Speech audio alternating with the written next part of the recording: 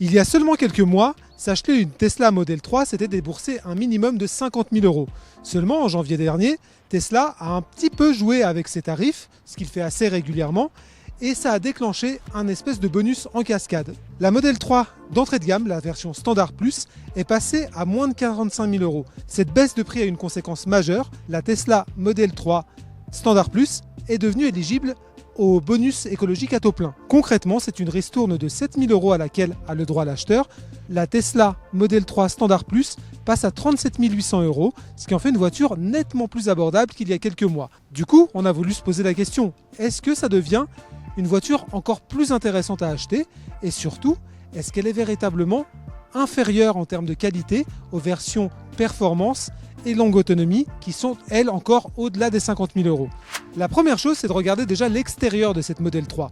Et ce qu'on note, c'est qu'il n'y a absolument pas de différence avec une version grande autonomie ou une version performance. En réalité, si on est un petit peu tatillon, on peut aller y trouver quelques petits détails, c'est-à-dire les antibrouillards à l'avant qui sont légèrement différents. Et si on la compare par rapport à la version performance, sur la version très haut de gamme de la Model 3, on a des jantes, alors qu'ici on a les aéros classiques. Il y a en réalité une option sur ce modèle d'essai, c'est le gris noir. Normalement, la Tesla la moins chère, celle d'entrée de gamme, elle est uniquement disponible en blanc. Nous, dans notre version, on bénéficie de cette option à 1 200 euros, mais qui, vous en conviendrez, ne changera pas grand-chose ni à l'aspect extérieur autre que la couleur, ni aux performances de la voiture. Autre précision de taille, et là aussi elle concerne un peu l'aspect extérieur de la voiture, cette version Standard Plus de la Model 3, elle bénéficie de toutes les nouveautés sorti en début d'année par Tesla, c'est-à-dire les petits inserts noirs à l'extérieur, le double vitrage, la pompe à chaleur, toutes ces nouveautés sont intégrées même dans la version d'entrée de gamme. Les véritables différences par rapport à une version performance ou grande autonomie, elles vont évidemment se situer sous le capot. La principale d'entre elles, c'est l'absence d'un moteur, ou plutôt le fait qu'il n'y ait qu'un seul moteur à l'arrière, sur les roues arrière. C'est donc une version propulsion qu'on a derrière nous, contrairement à la version double moteur, que ce soit sur la grande autonomie ou la performance. L'autre limitation, entre guillemets, elle vient au niveau de la batterie. Forcément, c'est le modèle d'entrée de gamme. C'est pas celui qui propose une autonomie de 620 km, ça c'est pour la grande autonomie, mais on a quand même 448 km disponibles avec une seule charge, et c'est déjà au-delà de bien d'autres modèles concurrents. Pas de différence esthétique, quelques différences finalement assez classiques au niveau de la motorisation et de la batterie. Finalement, qu'est-ce qui change sur cette version d'entrée de gamme? On va aller voir ça à l'intérieur. Nous voici maintenant à l'intérieur de cette Tesla Model 3 Standard Plus. Et la première chose qu'on constate, c'est que là aussi, il n'y a pas énormément de différence avec une version performance ou grande autonomie. En tout cas, sur l'habitacle, il n'y en a pas. C'est le même écran central, le même volant, les mêmes touches nouvellement chromées. Là, on voit la petite différence, c'est la petite touche 2021 de la Tesla Model 3. Finalement, la seule différence réelle d'équipement entre cette version-là abordable de la Model 3 et les deux plus chères, c'est le volant chauffant, ici il ne l'est pas, et la banquette arrière chauffante, qui ne l'est pas non plus sur la version la moins chère. Pour le reste, on a une voiture qui, du coup, sur le point de vue de l'habitacle, est strictement identique aux versions nettement plus chères. Là où ça va forcément changer, c'est sur la partie logicielle. Vous le savez, Elon Musk et Tesla, par conséquent, accordent une énorme importance à la partie logicielle de Tesla, et c'est là que la différence va se faire. Sur notre Tesla à 37 800 euros, on n'a pas les fonctions d'autopilote avancées. Si vous suivez un petit peu l'actualité de Tesla, vous savez qu'il y a deux niveaux d'autopilote, deux niveaux d'options.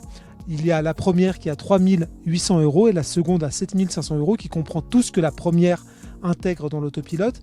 Et ici on a l'autopilote le plus simple, celui qui est de série, c'est-à-dire concrètement l'assistance de maintien dans la voie et le régulateur automatique de vitesse. Pour le reste, forcément il faudra payer davantage pour obtenir les fonctions les plus avancées de Tesla. La question qu'on peut se poser, c'est est-ce que ça vaut le coup finalement? Est-ce que c'est véritablement un critère différenciant? En France, dans la mesure où on n'a pas certaines fonctionnalités, c'est une question qui se pose réellement.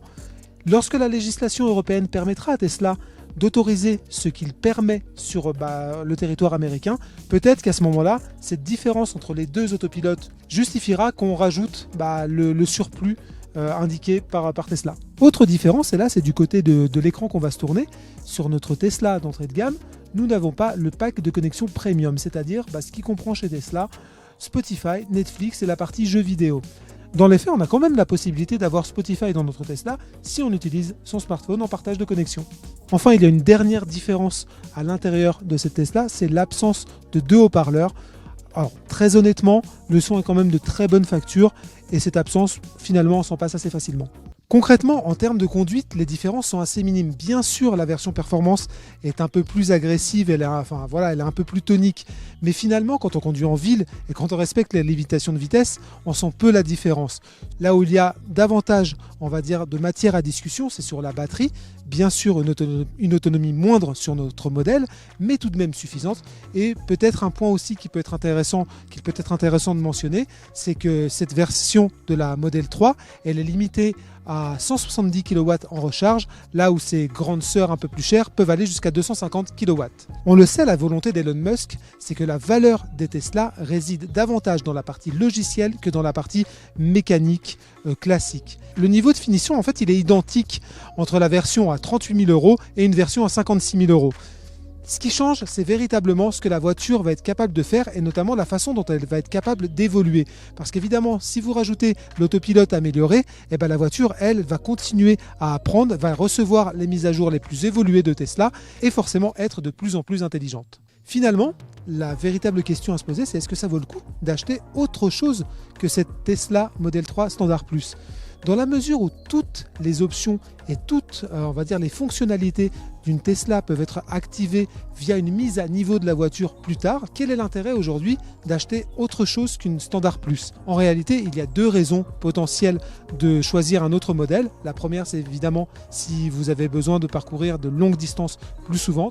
L'autre solution, c'est évidemment la version performance. Voilà, c'est vraiment si vous avez envie d'accélération plus puissante, mais clairement, au quotidien, c'est pas vital.